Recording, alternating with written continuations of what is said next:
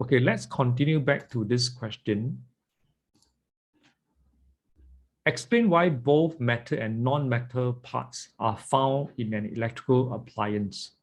So for part A, right, you just need to let me know that metal parts, what do they do? So you just write down here, they are able to conduct electricity. Okay, what about the non-metal parts? Because you know that some electrical appliances, we need to use like plastic, wood, or even rubber to cover those parts. So this part is, we will not get electrocuted, or we will not get an electric shock when we touch those parts. So part A and part 2 answers, I will share with you here. So can you see here? Part A, you should write this one. They are able to conduct electricity. B is, we will not get an electric shock. Okay, I prefer to use electric shock because electrocuted is like the person or the animal being killed when they being shocked by high voltage. So it's safer to write an electric shock. Okay. Let's come back to the question. You can screenshot this. Okay, this picture, as you can see, this person, right? They say, why is it not advisable for a person to switch off the light with wet hands?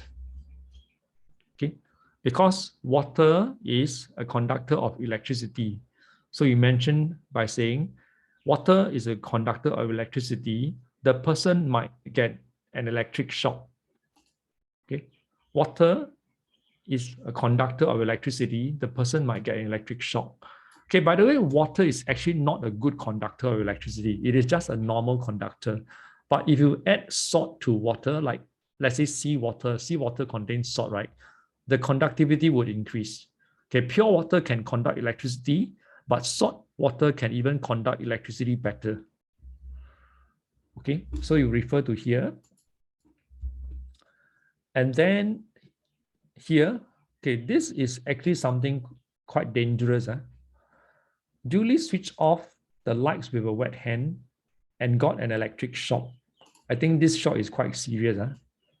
Because when you get an electric shock, you will not be able to move. Your muscle will be very tense, you're stuck there. So she says she could not remove her hand from the switch.